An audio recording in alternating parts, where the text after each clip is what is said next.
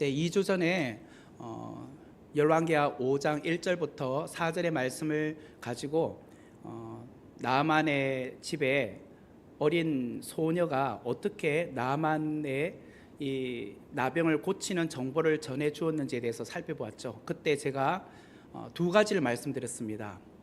그 어린아이를 통해서 내가 머물고 있는 자리를 사랑하라.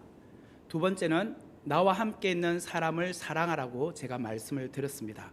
오늘은 열왕기하 5장 5절부터 14절의 말씀을 중심으로 말씀의 순종이 능력이다라는 제목으로 귀한 은혜를 함께 나누겠습니다. 아람 왕의 군대 장관 나아만은 아람의 큰 용사였지만 그에게는 나병이 있었습니다. 그는 높은 신분이었지만 나병으로 인하여서 그의 삶은 벼랑 끝에 있었습니다. 그동안 그는 나병을 고치기 위하여 안 해본 것이 없었겠죠. 아마 유명하다라고 소문난 의사에게도 찾아가서 그의 병을 보여주었을 겁니다. 그리고 또 좋은 약이다라고 하면 안 먹어본 약이 없었을 거예요. 하지만 효험이 없었습니다. 이로 인하여서 나아만뿐만 아니라 그의 아내와 또한 아람의 왕은 근심할 수밖에 없었습니다. 그런데 나아만의 집에 종살이를 하고 있었던 이스라엘에서 끌려온 어린 소녀가 이 소식을 듣고 그의 여주인에게 말을 하게 되죠. 지난번에 살펴보았던 열왕기하 1장 3절 말씀에 보면은 그의 여주인에게 이르되 우리 주인이 사마리아에 계신 선지자 앞에 계셨으면 좋겠나이다. 그가 그 나병을 고치리다 하는지라. 이스라엘에서 끌려왔던 어린 소녀가 나아만의 아내에게 이런 정보를 알려주었어요. 사마리아에 가면 선지자가 계시는데 그분 앞에 가면은 나을 건데요 라는 정보를 그의 여주인에게 알려주었어요. 그리고 이 여주인은 자신의 남편이었던 나아만에게 알려주었어요. 그리고 이 나아만은 그 정보를 가지고 아람 왕에게 찾아갑니다. 그리고 나아만은 아람 왕에게 이제 말을 한데 5절에 보면 이렇게 나와요. 아람 왕이 이르되 갈지어다 이제 내가 이스라엘 왕에게 글을 보내리라 하더라. 나아만이 곧 떠날새 은 10달란트와 금 6,000개와 의복 10벌을 가지고 가서 라고 소개를 합니다. 이게 무엇이냐면 나아만이 치료비로 갖고 간 금액이었다는 거예요. 물질의 품목이었다는 거예요. 여기 보면 은 10달란트, 금 6,000개, 의복 10벌이라고 나오는데 그 중에 은 10달란트는 무려 340kg이에요. 340kg. 이게 이제 어떤 양인지 잘 구분이 안 되잖아요. 그런데 이제 다음 시간에 제가 살펴보겠지만 23절에 보면 엘리사의 사환이 누구냐면 게하시인데 게하시에게 은 2달란트를 줘요. 은 2달란트가 얼마나 큰 무게였느냐면 전대에다가 두 전대에다가 두 사람이 이렇게 메고 와야지만 되는 것이 은 2달란트였어요. 다시 말하면 은 1달란트가 한 사람이 메고 와야 될 양이었다는 거예요. 그러니까 은 10달란트면 10사람이 메고 와야지만 되는 그만큼 많은 분량의 그런 무게였다는 거예요. 은만 그런데 금이 무려 6,000개였고 그 외에도 의복이 10벌이었다고 나와요. 이 의복은 뭐 그냥 우리가 평범하게 입는 이 의복이 아니겠죠. 굉장히 고가의 의복이었습니다.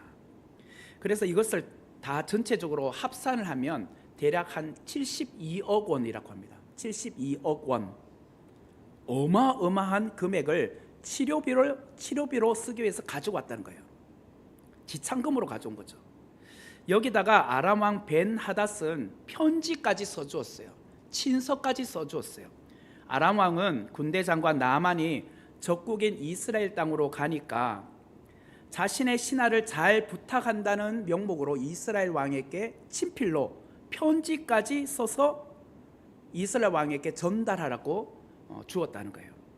6절의 말씀을 보면 이스라엘 왕에게 그 글을 전하니 일렀으되 내가 내 신하 나아만을 당신에게 보내오니 이 글이 당신에게 이르거든 당신은 그의 나병을 고쳐주소서 하였더라. 아람 왕은 이스라엘 왕에게 나의 신하 나아만을 보내니까 그가 이스라엘 왕에게 이르거든 당신은 내 신하인 나아만의 나병을 고쳐주세요라고 편지를 써서 보냈다는 거예요. 자, 여러분, 이 6절의 말씀에 편지 내용이 여러분 보실 때 좀 특이하다고 생각이 안 드시나요? 이스라엘 왕이 나아만의 나병을 고쳐주세요라고 했을 때 누구에게 말합니까? 예, 이스라엘 왕에게 내 신하 나아만의 나병을 고쳐달라고 해요. 그렇다면 이스라엘 왕이 나아만의 나병을 고칠 수 있는 능력이 있는 사람입니까? 없는데 왜 이스라엘 왕에게 말하죠? 이스라엘 왕에게 당신이 내 신하 나아만의 나병을 고쳐주세요. 이게 무슨 뜻이냐 말이에요. 제가 앞에서도 설명을 드렸지만 나아만의 집에 있을 때 그 어린 여종이 이렇게 말했죠. 5장 3절에서 우리 주인이 사마리아에 계신 선지자 앞에 계셨으면 좋겠나이다. 그가 그 나병을 고치리다. 분명히 이스라엘 땅에 가면 선지자가 있다는 거예요. 하나님의 선지자, 그분이 고칠 수 있다고 말했잖아요. 그럼에도 불구하고 이 아람 왕은 나아만을 보내면서 이스라엘 왕에게 당신이 내 신하인 나아만의 병을 고쳐주세요라고 말한 것은 기본적으로 이 정도 되는 그런 병을 고칠 수 있는 사람이라면 당연히 이스라엘 왕이 자신 밑에 두었을 거라고 생각한 거예요. 주치의로 두었을 거라고 생각한 거예요. 주치의로. 고대 시대나 지금이나 마찬가지지 않겠습니까? 특별히 고대 시대 같은 경우는 그 나라에서 최고의 의술을 갖고 있는 사람을 자기 밑에 두지 않겠습니까? 왕이나 왕족들의 그 어떤 질병에 대해서 고칠 수 있도록 가장 가까이 두지 않겠습니까? 만약에 그분이 주치의를 할 수 없다라고 한다면 최소한 그 사람이 어디 살고 있는지 정보는 갖고 있어야 돼요. 급할 경우에는 그 사람을 빨리 불러와야 되잖아요. 그렇기 때문에 지금 아람 왕이 당신이 내 신하인 나아만의 질병을 고쳐달라고 하는 것은 당신이 고치는 게 아니라 분명히 당신이 그 사람을 데리고 있을 거라고 생각한 거예요. 주치의로. 주치의가 아니어도 그 사람이 살고 있는 정보는 알고 있을 거라는 거죠. 그래서 고쳐달라고 말한 거예요. 그러자 이에 대해서 이스라엘 왕의 반응이 7절에 나와요. 7절 말씀을 보면 이스라엘 왕이 그 글을 읽고 자기 옷을 찢으며 이르되 내가 사람을 죽이고 살리는 하나님이냐? 그가 어찌하여 사람을 내게로 보내 그의 나병을 고치라 하느냐? 너희는 깊이 생각하고 저 왕이 틈을 타서 나와 더불어 시비하려 함인 줄 알라 하니라. 같은 편지 내용임에도 불구하고 이것을 어떻게 해석하느냐에 따라서 행동이 달라지고 있는 것을 보게 되죠.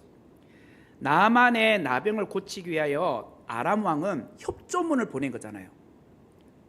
진짜 진심을 다해서 고쳐달라고 순수한 마음으로 보냈지만 이것을 받아들이는 이스라엘 왕은 자기 옷을 찢으며 내가 불치병인 나병을 고칠 수 있는 사람이냐? 이건 분명히 아람 왕이 그의 군대 장관을 보내서 전쟁의 빌미로 삼기 위해서 이렇게 그의 신하를 보낸 거야 라고 오히려 시비를 걸기 시작을 했다는 거예요. 아람 왕은 정말 순수한 동기에서 내 신하를 병 고치기 위해서 이렇게 보낸 거지만 이스라엘 왕은 저주받아 고칠 수 없는 나병을 내가 어떻게 고칠 수 있냐? 이것은 분명히 전쟁을 하기 위해서 핑계거리로 이렇게 하는 거야 라면서 오히려 흥분하면서 자신의 옷을 찢어버렸다는 거예요. 사실 아람 왕은 나아만을 통하여서 계집 여종을 통해서 그 정보를 들었잖아요. 나아만이 계집 여종이 우리 집에 있는데 그 여종이 이스라엘 땅에 가면 선지자가 있다 라고 해서 그것을 염두에 두고 친서를 써준 거 아닙니까? 그런데 정작 이스라엘 왕은 자기 나라에 이런 선지자가 있다는 것에 대해서 영적인 면에서 보면 무지했다는 거예요. 영적으로 무지했다. 이스라엘 왕이라면 당연히 자신의 나라에 이런 선지자 엘리사가 있다는 것을 염두에 두고 있어야 됐지만 아직도 영적으로 이것을 보지 못하고 있었다는 거예요.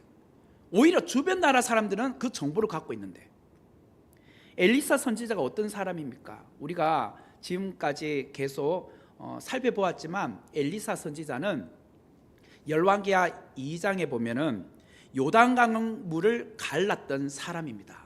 그뿐만 아니라 또 2장에 보면 여리고 성읍에 위치했던 물이 마실 수 없는 물이었잖아요. 나빠서 또 열매도 자라지 못했습니다. 그때 엘리사가 소금을 뿌렸더니, 그 물의 근원에다 소금을 뿌렸더니 물이 이제 마실 수 있는 물, 그리고 열매가 이제 맺힐 수 있는 물로 바꿀 수 있는 그런 기적을 행했단 말이에요. 그뿐입니까? 열왕기하 4장에 보면 선지자의 제자 중 한 아내가 남편이 돌아가시면서 빚을 많이 졌잖아요. 그때 그 빚을 그렇게 준 사람이 그 두 아들을 종으로 삼겠다고 했을 때 엘리사가 그 아내에게 뭐라고 합니까? 집집마다 빈 그릇을 다 갖고 오라고. 그래서 너 집에다 놔두고 거기다가 기름을 계속 채우게 했잖아요. 그리고 그 기름으로 빚도 갚고 또 생활할 수 있도록 해 주었다면, 이런 기적도 행했던 사람이에요. 그뿐만 아니라 그 뒤에 보면은 수넴 여인이 부부가 노부부였는데 아기를 갖지 못했을 때 내년 이맘때 아기를 갖는다고 했잖아요. 근데 이 노부부는 아유 우리는 이제 이미 경수가 끊어져서 아이를 못 낳아요 라고 했지만 아이를 낳게 해주었어요. 근데 그 아이가 어느 날 어느 정도 성장했을 때 아빠와 함께 밭일을 나갔다가 그 밭에서 갑자기 아이고 머리야 하고 하다가 그냥 아이를 먼저 사환을 시켜서 집에 엄마에게 보냈죠. 근데 엄마 무릎팍에서 이렇게 있다가 낮 시간에 갑자기 죽었어요. 그 소식을 듣고 엘리사가 그 아이까지 살려냅니다. 이런 놀라운 기적을 행했던 사람이 엘리사예요. 이런 놀라운 정보를 사마리아에 있는 모든 사람들이 다 알고 있어요. 심지어는 아람에 끌려가서 지금 나만의 집에 종살이를 하고 있는 그 어린 아이조차도 알고 있었던 정보였단 말이에요. 오죽하면 엘리사가 이스라엘 땅에 있으니까 그분에게 가면 당신의 주인의 나병도 고칠 수 있다고 말을 했을까 말이에요. 이처럼 놀라운 그런 모든 정보를 갖고 있었지만 정작 이스라엘 왕은 영적으로 무지했단 말이에요. 그것을 인정하지 않았단 말이에요. 다시 말하면 무엇일까요? 이스라엘 왕은 이것을 알지 못했다. 이거는 자기 땅의 영적 자원의 소중함을 깨닫지 못했다는 거예요. 영적 자원의 소중함. 여러분, 우리의 인생 위기 상황에서 우리가 어떻게 반응하느냐가 참 중요한 것 같아요. 그때 우리의 영적 저력이 드러납니다. 고난이 왔을 때, 어려움이 왔을 때 내가 그것을 어떻게 반응하느냐, 이것은 우리의 영적인 저력을 보여준다라는 것이에요. 평소 하나님을 늘 인식하며 하나님을 묵상하며 사는 성도들은 어떤 인생의 위기가 찾아왔을 때에 하나님을 먼저 떠올려요. 그리고 영적 분별력을 갖고 그 일을 대처합니다. 하지만 평소에 하나님을 인식하지 않고 사는 사람은 인생의 어떤 위기가 닥쳐왔을 때에 영적 분별력을 잃어버려요. 그리고 자신의 땅에 엄청난 영적 자원이 있음에도 불구하고 그 존재를 알아보지 못해요. 믿음 없는 이스라엘 왕은 엘리사의 존재를 보지 못했어요.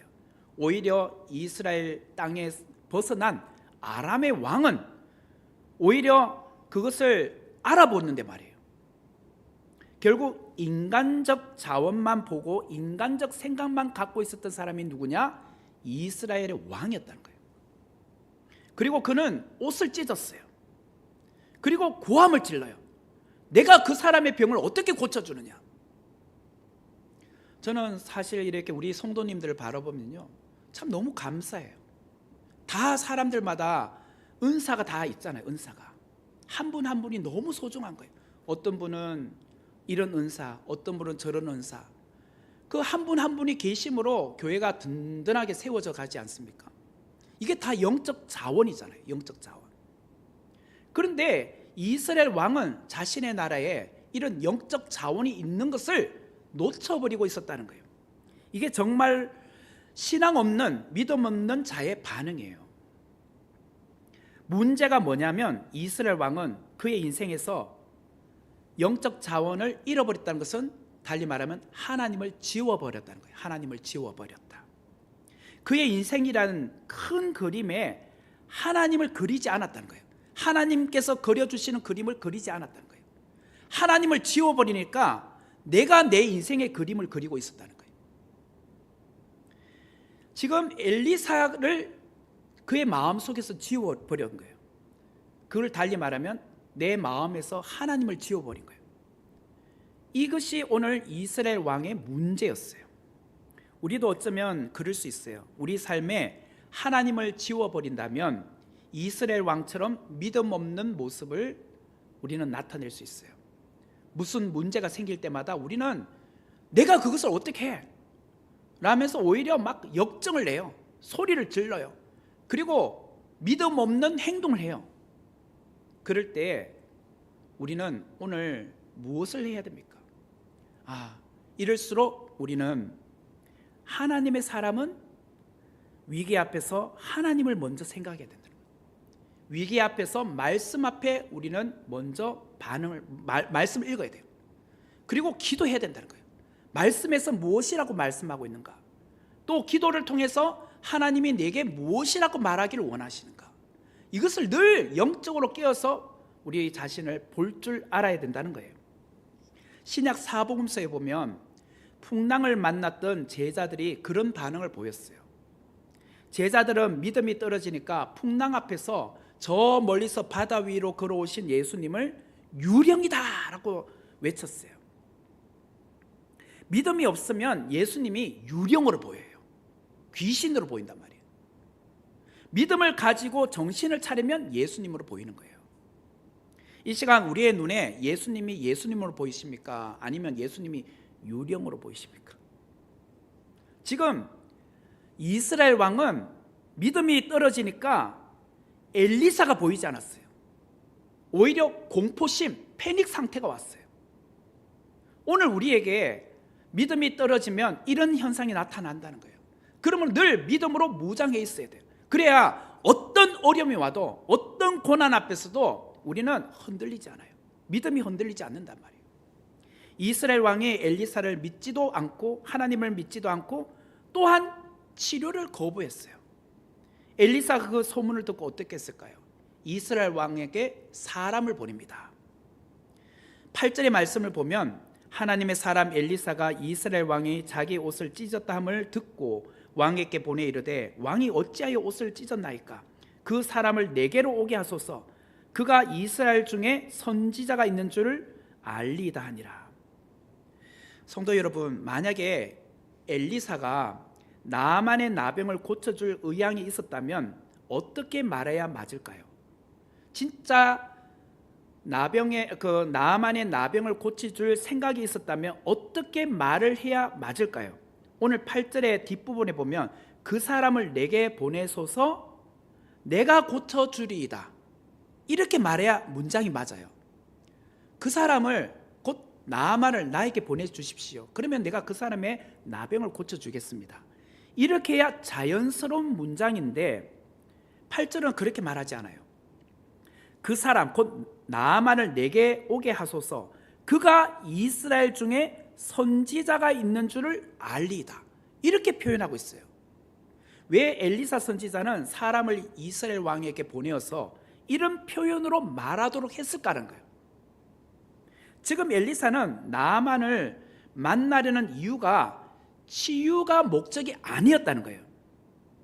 나만으로 하여금 이스라엘 중에 진짜 선지자가 있다는 것을 알려주는 것이 그의 목적이었다는 거예요. 이것을 달리 말하면 나만의 나병을 고치는 치유가 목적이 아니라 이스라엘의 하나님이 계심을 그들에게 보여주는 것이 목적이었다는 거예요. 치유가 목적이 아니라 구원이 목적이었다는 거예요. 구원이 목적. 지금 이스라엘 왕은 이스라엘에 하나님의 사람, 선지자 엘리사가 있다는 것을 믿지 않았잖아요. 이것을 달리 말하면 살아계신 하나님도 이런 일에는 능력이 없어서 역사하실 수 없어라고 그는 생각한 거죠. 이에 대해서 엘리사는 이스라엘 중에 선지자가 계심을 내가 나아만을 통해서 보여주겠습니다. 이 말을 달리 말하면 이스라엘이 믿는 하나님이 참 하나님 되심을 내가 그들로, 이방인들로 하여금 내가 보여주겠다는 거예요. 그냥 나병 고쳐주는 것이 끝이 아니란 거예요. 그 사람들에게 진짜 하나님이 누군지, 그리고 그 사람에게 구원이라는 것을 선물로 주고 싶었다는 거예요. 오늘 우리는 하나님을 어떤 분으로 믿고 고백합니까? 성경 속에서만 계시는 하나님이십니까? 지금 엘리사에게만 역사하셨던 그 하나님이십니까? 오늘 우리의 삶 속에도 여전히 역사하고 계시는 분이에요. 오늘 우리에게 어떤 어려움이나 고난이나 혹 병마로 인해서 고충 가운데 있을 때 지금도 동일하게 역사하시는 하나님, 우리의 나병도 고칠 수 있고 우리의 믿음을 견고하게 하실 수 있는 분이 누구냐? 하나님이시란 거예요. 엘리사 선지자는 거룩한 자신감을 나타내고 있습니다. 문제를 도피하는 것이 아니라 문제 앞에 내게로 보내라고 하는 거예요. 그 문제를 내게 보내시면 내가 하나님의 하나님 되심을 보여주겠습니다. 이게 진짜 크리스천이에요. 우리는 문제 앞에서 기죽어서 도망가고 문제 앞에 우리는 두려워하잖아요. 그러나 오늘 진짜 하나님의 사람은 문제를 만났을 때 기도하는 겁니다. 문제를 만났을 때 하나님 말씀 붙드는 겁니다. 하나님은 오늘도 역사하신다. 내가 진짜 하나님 되심을 많은 사람들에게 보여주는 그런 사람이 되겠다. 오늘 그것을 엘리사가 말하고 있는 거예요. 하나님의 사람 엘리사는 그 문제를 내게로 오게 하라고 말했어요. 오히려 엘리사는 그 문제를 통하여 하나님의 영광을 온 천하에 드러내는 축복의 기회로 삼고 있었다는 거예요. 이스라엘 왕은 엘리사가 보낸 사람의 말을 듣고 나아만을 엘리사의 집으로 보냅니다. 그 내용이 9절에 나오죠. 나아만이 이에 말들과 병거들을 거느리고 이르러 엘리사의 집 문에 서니라고 나옵니다. 나아만은 아람의 존귀한 자요 군대 장관이었습니다. 모든 아람 백성들이 정말 존귀 여기는 사람이었어요. 오늘날로 말하면 이 군대 장관이라는 것은 국방부 장관입니다. 국방부 장관. 이런 자가 이스라엘 땅에 왔으니 그냥 오겠습니까? 오늘 이 본문의 9절에 보면 말들과 병거들을 거느리고 왔잖아요. 이 사람들은 경호원들입니다. 경호원들. 장난이 아니죠. 엄청난 규모의 군대들도 함께 온 겁니다. 오늘날도 예를 들자면 미국의 국방부 장관이 한국을 방문했다라고 생각해 봅시다. 혹은 다른 나라의 어떤 그런 대통령급 그 정도 되는 레벨의 어떤 국빈이 우리 대한민국을 방문했다라고 생각해 봅시다. 그러면 인천공항으로 내려서 모든 어떤 그런 입국 수속을 밟습니까? 아니요. 성남공항으로 갑니다. 저는 미래에 살아서 성남공항 코앞이라서 자주 봅니다. 10월달 국군의 행사하면 늘 비행기가 왔다 갔다 막 전투기가 윙윙 날아다니는 소리가 엄청 나요. 그래서 저는 안 가도 하늘만 쳐다보면 그 에어쇼 하는 걸 다 봐요. 그런 가까운 곳에 살아서 잘 알아요. 외국의 국빈이 방문하면요 성남공항 오잖아요. 그리고 입국 수속 안 밟습니다. 성남공항에 도착하면 어떻게 해요? 그 다음에는 방탄용 승용차에 모십니다. 그리고 경찰 오토바이들의 경호를 받으면서 이동을 합니다. 그리고 달리는 도로마다 차량을 통제합니다. 하늘에는 헬리콥터가 뜹니다. 그래서 모든 그 이동 상황을 확인합니다. 경호합니다.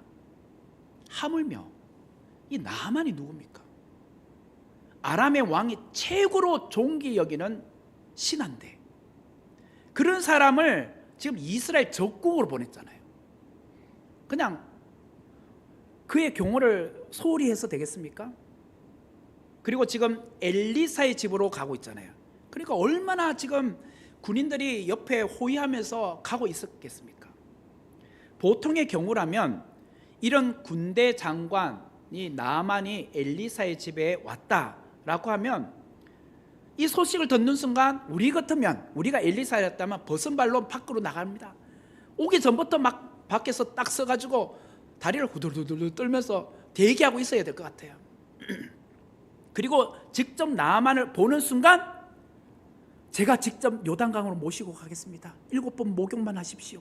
제가 나오시면 몸을 닦아드리겠습니다. 뭐 이래야 될 거 아닙니까? 그런데 10절에 무엇이라고 말하고 있습니까? 10절에 보면 엘리사가 사자를 그에게 보내 이르되 너는 가서 요단강에 몸을 7번 씻으라. 내 살이 회복되어 깨끗하리라 하는지라. 엘리사는 직접 나와서 그 나아만을 마중하지 않아요. 오히려 다른 사람을 보내요. 사자를 보내서 요단강에 가서 7번 씻으라. 그러면 너의 살이 회복되어 깨끗하게 될 거야. 이런 정보를 전달하고 있어요. 이것은 완전히 외교적 결례입니다. 외교적 결례. 어떻게 한 나라의 국방부 장관이 왔는데 직접 정중하게 마중해서 환대하는 것도 아니라 정말 그냥 사람을 보내서 그냥 가서 목욕해, 이런 말을 할 수 있느냐 말이에요. 그러자 나아만이 화가 머리끝까지 났어요. 11절 12절에 보세요. 나아만이 노하여 물러가며 이르되 내 생각에는 그가 내게로 나와 서서 그의 하나님 여호와의 이름을 부르고 그의 손을 그 부위에 흔들어 나병을 고칠까 하였도다. 다메섹강 아바나와 바르발은 이스라엘 모든 강물보다 낫지 아니하냐. 내가 거기서 몸을 씻으면 깨끗하게 되지 아니하랴 하고 몸을 돌려 분노하여 떠나니. 여기 보면 나아만이 얼마나 화가 났는지 11절 초반에 보면 나아만이 노하여 물러갔다고 나오잖아요. 노해서 되돌아가려고 한다는 거죠. 그리고 12절 제일 끝에 보세요. 몸을 돌려 분노하여 떠나니. 공통점이 뭐예요? 화가 엄청 나가지고요, 몸을 되돌려서 나 그냥 뭐 집에 돌아간다 하고 막 돌아가는 거예요. 지금 나아만은 병을 고치기 위해서 적국 이스라엘 땅까지 오지 않았습니까? 그는 이스라엘 왕 앞에서도 왕이 그렇게 했잖아요. 자기 옷을 찢으면서 내가 어떻게 네 병을 고칠 수 있느냐, 나 고칠 수 없어 라고 했을 때도 화를 내지 않았어요. 그때도 견뎠어요. 그리고 엘리사가 사람을 보내어서 그 나만이란 사람 나에게 보내세요. 지금 엘리사가 직접 와서 마중해서 모셔가는 것도 아니잖아요. 사람을 보내어서 그 사람 나에게 보내세요 라고 했을 때도 나아만은 견뎠어요. 그냥 자기 군대를 이끌고 엘리사의 집으로 갑니다. 나병만 고칠 수 있다면 뭔들 못하겠니 하고 그 먼 길을 또 가요. 나아만은 기대감을 갖고 엘리사의 집까지 찾아갑니다. 그 수고도 아까워하지 않아요. 그런데 나아만이 엘리사가 보인 반응 앞에 크게 분노하고 있어요. 그냥 아람으로 되돌아가려고 말하고 있어요. 그게 뭐냐? 엘리사가 코빼기도 보이지 않는 거예요. 사람을 시켜서 그냥 7번 목욕하라고 요단강 가, 이걸 전달하고 있는 거예요. 전달. 그 말을 듣는 순간 나아만이 화가 머리끝까지 나서 나 집으로 되돌아갈 거야 하고 화를 내고 지금 가고 있는 거예요. 내가 아람의 군대 장관인데 내가 이곳까지 왔다면 알아서 제 발로 나와야지. 적어도 그의 손을 내 환부에 대고 그의 하나님 여호와의 이름을 부르며 안수기도라도 해줘야지. 지금 뭐 하는 짓이야 이게. 얼굴 코빼기도 비치지 않고 사람을 시켜 나보고 요단강에 가서 7번 목욕이라고 해? 그게 치료책이야 이게? 우리나라의 아람에 가면 다메섹강에 아바나라는 강도 있고 바르발이라는 강도 있는데 이 강들은 이 요단강물보다도 더 깨끗하잖아. 수질도 좋잖아. 거기 가서 차라리 씻는 게 더 낫겠다. 야들아 가자, 이렇게 말하고 있어요. 지금 나아만은 엘리사가 자신을 모욕하는 것을 참을 수 없었어요. 11절의 말씀에 보면 우리가 정말 유념 있게 봐야 될 한 단어가 나와요. 그게 뭐냐? 11절에 내 생각에는. 이 굉장히 중요한 말이에요. 내 생각에는. 내 생각에는 최소한 치료는 이렇게 해야 된다고 생각한 거예요. 내 생각과 같이 않으니까 지금 분노하는 겁니다. 내 생각에는 어떻게 해요? 엘리사가 내 환부에다 손을 얹고 그의 하나님 여호와의 이름을 부르며 간절하게 기도해 주셔야지. 이게 내 생각이었어요. 근데 얼굴도 보여주지 않잖아요. 그리고 요단강 가서 7번 씻으래 그냥. 내 생각에 이게 아닌 거예요. 이게. 그러니까 머리 끝까지 화가 난 거예요. 지금 내 눈앞에 구원과 치료가 바로 앞에 코앞까지 왔잖아요. 조금만 그 인내하면 치료받을 거 아닙니까? 구원이 오는 거 아닙니까? 그럼에도 불구하고 내 생각 때문에 돌아가려고 하는 거예요. 돌아가려고. 지금 나만을 죽이고 있는 것이 뭐죠? 교만이에요. 교만. 이 교만이 치명적인 병이었다는 거예요. 우리 안에도 나만처럼 내 생각에는 이라는 교만병이 걸려 있는지도 몰라요. 내 생각에는 이란 말을 달리 말하면 내 경험으로는, 내 계산으로는, 내가 알기로는, 내 짐작으로는, 내 기분으로는, 내 주장으로는, 내 뜻으로는, 이 말이에요. 성경 말씀도 내 생각대로 해석돼야 돼요. 앞뒤 논리가 중요한 게 아니에요. 무조건 내 생각이에요. 내 생각이 맞다는 거예요. 그것을 내려놓지 못해요. 무조건 내 생각을 따라야 된다는 거예요. 성격도 내 생각대로 와야 된다는 거예요. 전혀 남의 말을 들으려고 하지 않아요. 절충안도 없어요. 이처럼 교만은 나병보다 더 무서운 병이었어요. 교만은 영혼을 파멸로 이르게 하는 병이에요. 오죽하면 잠언 16장 18절에 이렇게 말합니다. 교만은 패망의 선봉이요 거만한 마음은 넘어짐의 앞잡이니라. 교만은 패망의 선봉이라고 말해요. 교만을 버려야 은혜를 경험할 수 있어요. 교만은 내 생각에는에서부터 시작이 돼요. 이미 내 생각으로 그려놓은 그림에 하나님은 그냥 여기다 도장만 찍어주시면 돼요. 내 생각에는 이렇게 해야 맞으니까 하나님 그냥 도장만 찍으면 돼요. 이게 뭐냐? 교만이에요. 우리는 내 생각이 절대적이라고 생각해요. 이게 얼마나 무서운 질병인지 몰라요. 하나님은 겸손한 자를 쓰신다고 말합니다. 하나님 앞에 내 인생을 백지로 드려야 하나님이 그 백지 위에 하나님이 그리고 싶어하는 그림을 내 인생을 그려가잖아요. 근데 내가 이미 내 인생의 그림을 다 그려놨어. 그리고 하나님 여기다 도장만 찍으면 된대. 이게 내 생각이에요. 우리 자녀의 인생도 내가 이미 다 그림을 그려놨어요. 계획을 다 세워놨어요. 내 뜻대로 가는 것을 원해요. 이게 내 생각이에요. 아무리 한 나라의 군대 장관이라 할지라도, 아무리 한 나라의 대통령이라 할지라도 하나님 앞에서는 무조건적인 은혜를 필요로 하는 죄인이란 거예요. 우리 모든 죄인이란 거예요. 내가 죄인임을 알아야 하나님께서 고쳐주세요. 그것을 알아야 하나님께서 쓰신단 말이에요. 나를. 그런데 감사한 것은 나만의 부하들이 굉장히 똑똑했어요. 나만의 부하들이 똑똑했다.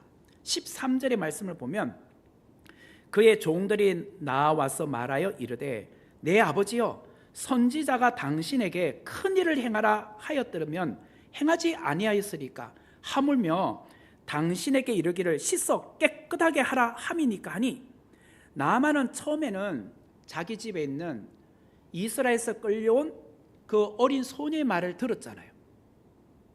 이제는 나만이 그의 종들의 말을 듣고 있어요. 종들은 무엇이라고 했습니까? 군대 장관님, 당신에게 엘리사 선지자가 그 엘리사 선지자 앞에서 3000배 하십시오라고 하면 군대 장관이라고 해서 내가 그놈한테 어떻게 내가 3000배 해? 그러시겠습니까? 3000번 절하라 해도 하실 거 아닙니까? 내 병만 낫는다면. 그런데 그보다 더 쉽잖아요. 요단강 7번 들어갔다 나왔다 하면 되는데 그게 뭐가 그리 어려워요? 그냥 시킨 대로 합시다. 이거예요 지금. 이게 종들이 하는 말이에요. 이 말에 나아만이 어떻게 행동합니까?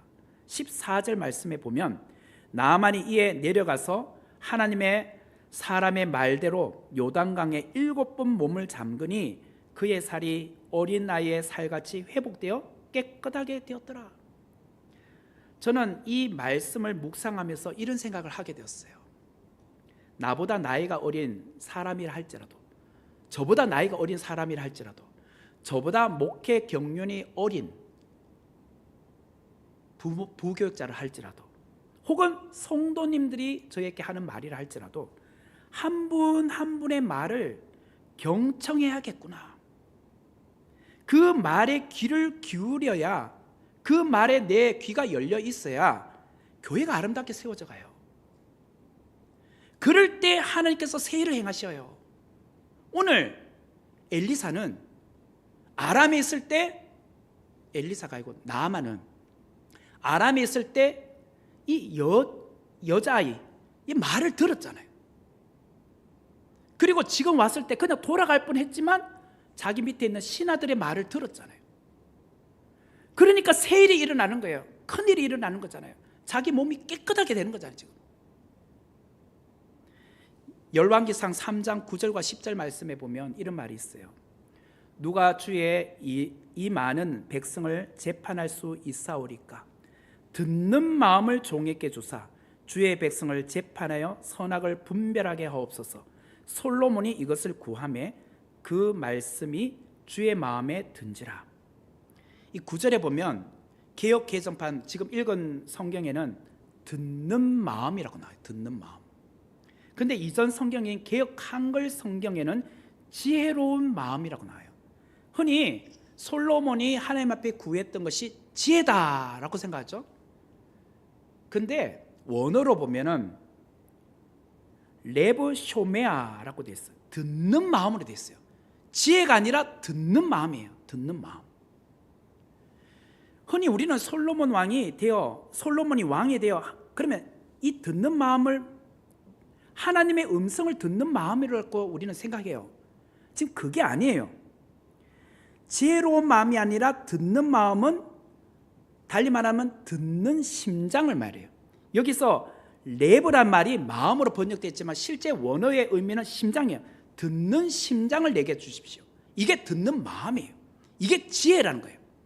그러면 지금 솔로몬이 하나님 앞에 내가 듣는 마음을 주십시오라고 내게 듣는 마음을 주십시오라고 할 때 이 듣는 마음이 하나님의 음성을 잘 듣는 마음일까요? 그게 아닙니다. 열왕기상 3장 11절의 말씀을 보면 이렇게 되어 있어요. 이에 하나님이 그에게 이르시되 내가 이것을 구하도다. 자기를 위하여 장수하기를 구하지도 아니하며 부도 구하지 아니하며 자기 원수의 생명을 멸하기도 구하지 아니하고 오직 그 다음 말이 중요해요. 송사를 듣고 분별하는 지혜를 구하였으니. 송사는 누가 합니까? 백성들이 하는 겁니다. 백성들의 말을 듣는 거예요. 이게 듣는 마음이에요. 이게 듣는 심장이란 거예요. 이 굉장히 중요한 말을 하고 있어요. 지금 솔로몬은 왕이 되어서 하나님 앞에 하나님 우리 이전 개역 성경에는 지혜를 주십시오라고 했는데 실제 원어는 듣는 마음을 달라는 거예요. 듣는 심장. 그러면 누구의 말을 듣는 것? 하나님의 음성이 아니라 백성들의 송사하는 것. 그것을 내가 잘 분별할 수 있도록 지혜를 달라는 거예요. 이게 듣는 마음이었어요. 백성들의 소리를 잘 듣는 거예요. 그러면 오늘 지도자들은 백성들의 소리를 귀담아 들어야 돼요.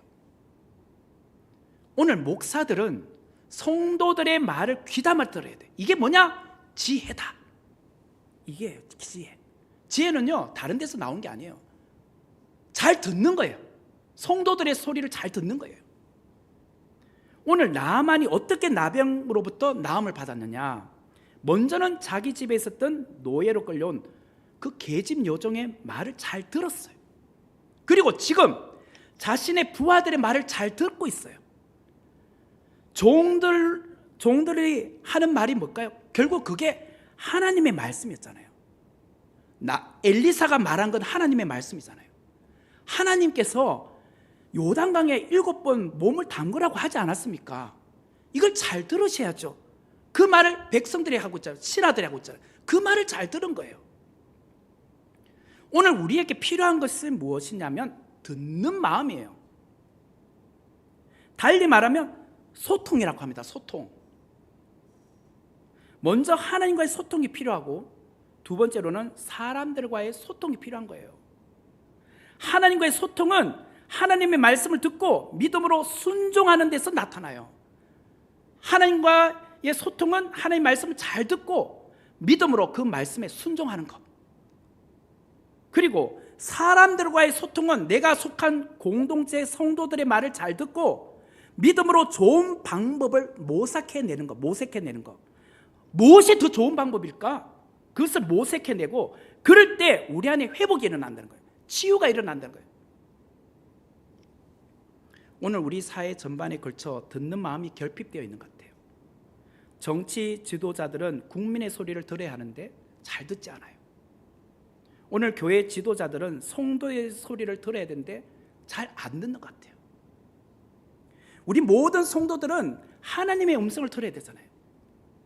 사실 성도들이 말하는 것이 하나님의 음성일 수도 있어요. 어떻게 내 말이 다 맞습니까? 서로 다 잘 해보자고 하는 거 아닙니까? 내가 원하는 소리만 골라서 들어서는 안 되는 거죠.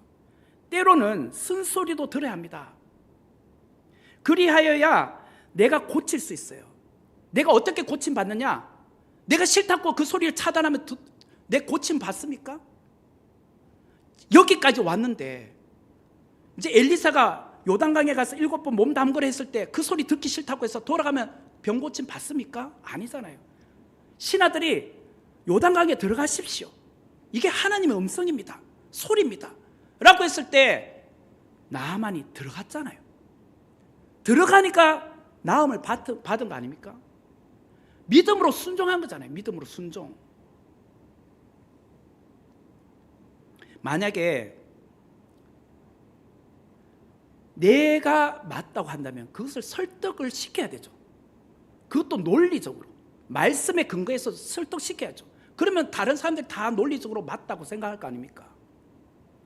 하나님께서 나만의 나병을 고쳐주신 것은 자기보다 낮은 자들의 목소리에 귀를 기울인 거예요. 그리고 그 말을 듣고 믿음으로 반응한 데서 나타나요. 그리고 자신의 생각과 아집과 고집을 내려놓았어요. 내 생각, 내 아집, 내 고집을 내려놨어요. 오늘 우리 안에 내려놓을 것을 내려놓는 것이 은혜예요. 그리고 믿음으로 순종하며 나아가는 것이 은혜란 거예요.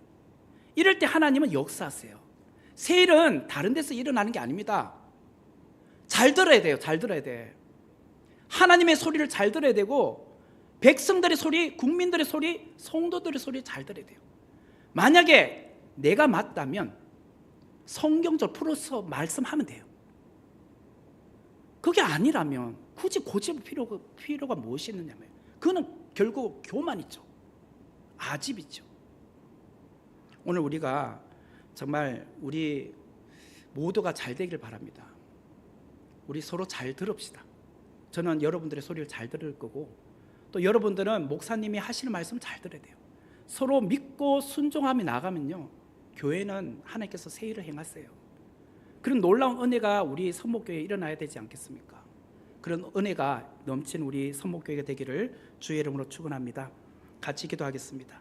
은혜로우신 하나님, 오늘 우리에게 주신 이 귀한 말씀 믿음으로 받기를 원합니다.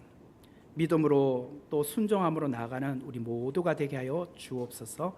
예수님의 이름으로 기도하옵나이다. 아멘.